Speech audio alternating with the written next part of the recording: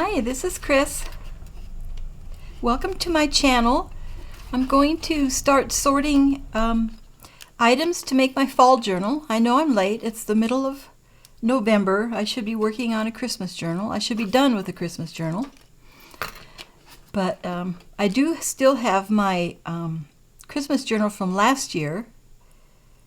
It's a December daily, and I made it. It's big enough for 2 years. So I used it last year, and then I'll use it this year. But I still want to get started on my fall journal. It's going to be a hardcover journal from this old book from, I think it's from the 50s, 1944. This was one of my mother's books. I think she bought it for my father. It's written by Ernie Pyle, who was a famous war correspondent during World War II. I've already gutted the book, so what I'm going to do is I'm going to insert a video I already made of when I gutted this book, so you can see how I gut a book to keep the end pages intact. That's how I like to do it. I'll show you on this book. It's very easy. It's easier than cutting. So here are the end pages, and it's just glued right here. So you can see right there where the end page is glued to the book block. So I hold it tight and I just spread it out like that.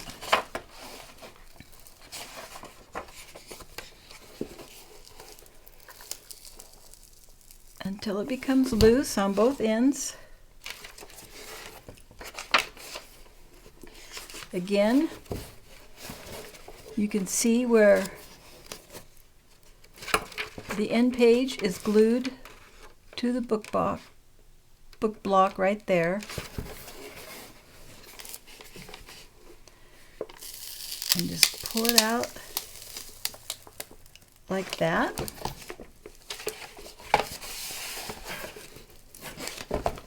And then just separate it.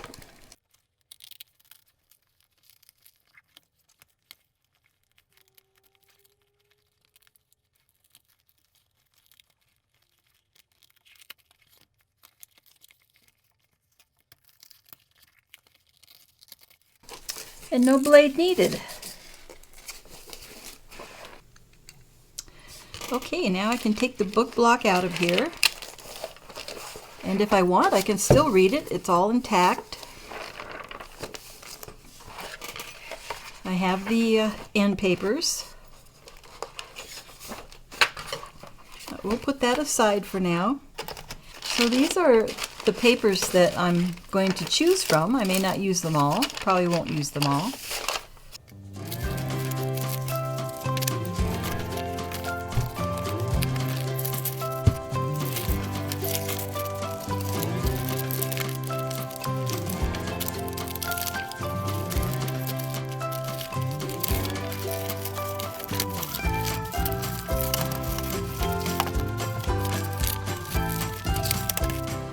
So I have these books which I bought secondhand online. This one is England is a Garden, A Wayfarer's Companion by Catherine Hamilton.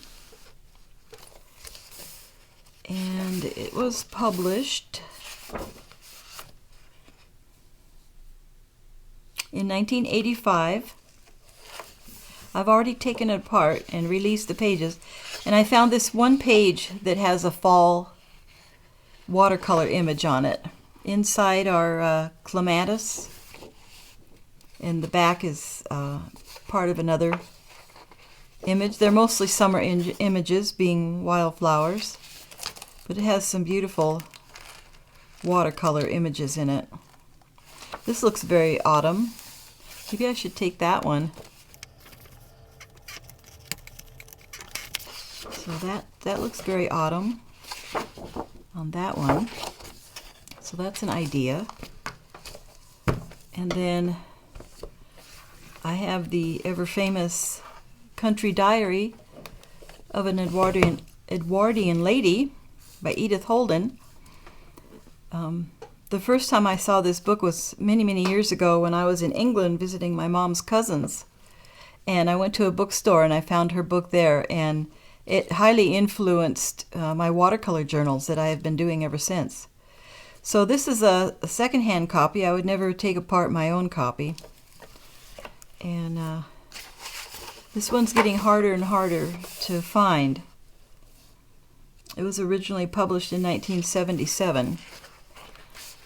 But I would like to do some of the autumn ones here. So November, October.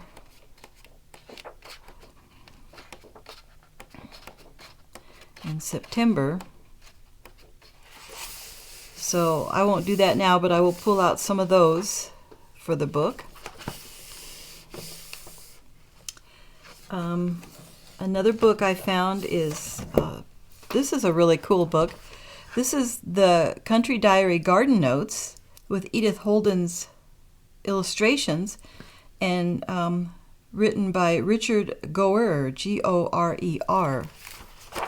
And I've taken this one apart. And this one was published in 1984. What I like about this book is it has the cover image for each month, as in the regular book. Then it has every day of the month where you can write down garden notes. And so each month you have multiple of these illustrations. So you have at least 4 or 5 pages with these illustrations. And then February, the full page of February. And then multiple illustrations. So lots of fussy cutting to do from this book. Plus it's nice to make pages that you can journal on. So I'm going to take some, in fact I might take the pages out of this instead of this. I think they're a little bit smaller, aren't they? No, they're the same size. So I think I'll do that. And this is already taken apart, already cut.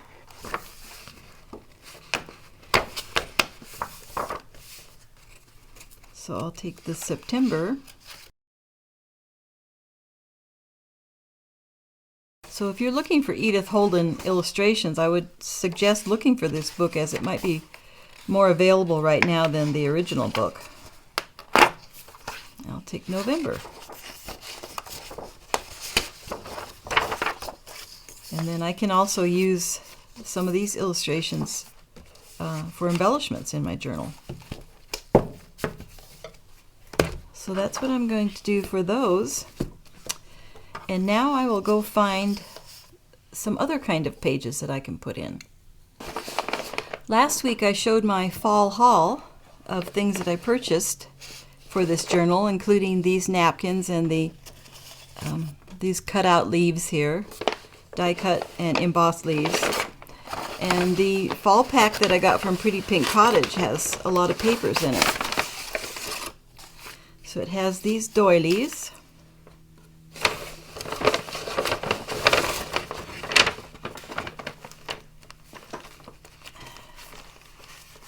It has lots of things to embellish with.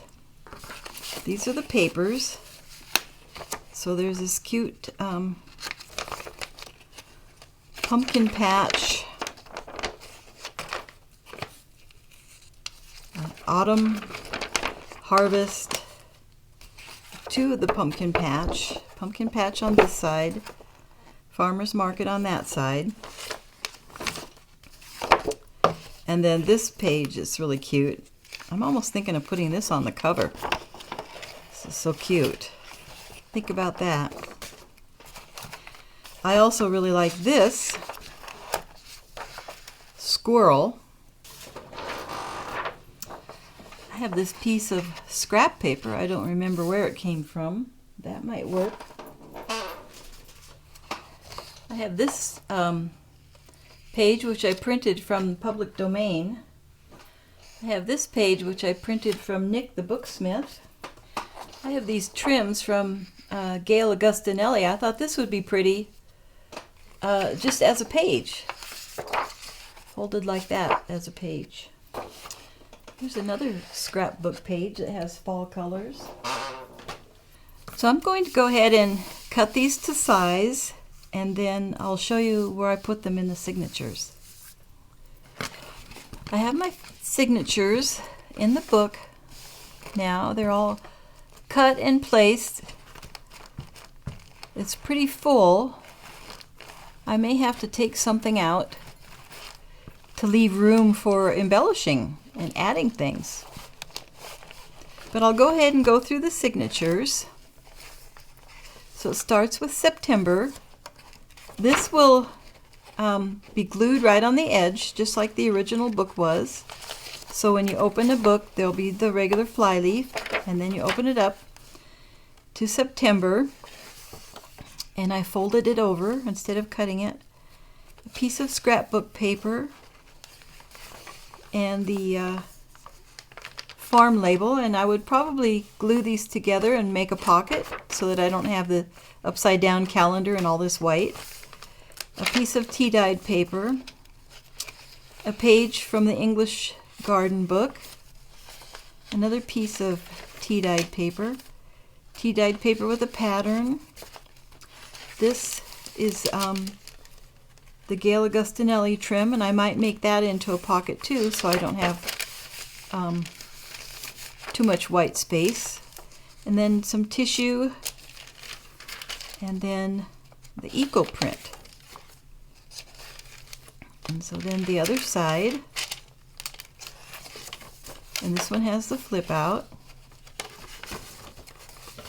and the other side of everything. And then we go to October.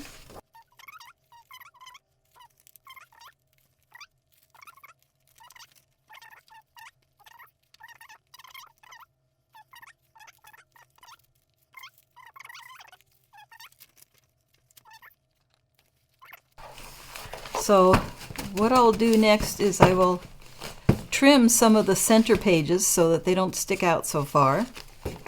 And so next we will sew the signatures together and make a hidden spine. Thanks for watching and have a great day crafting. Bye-bye!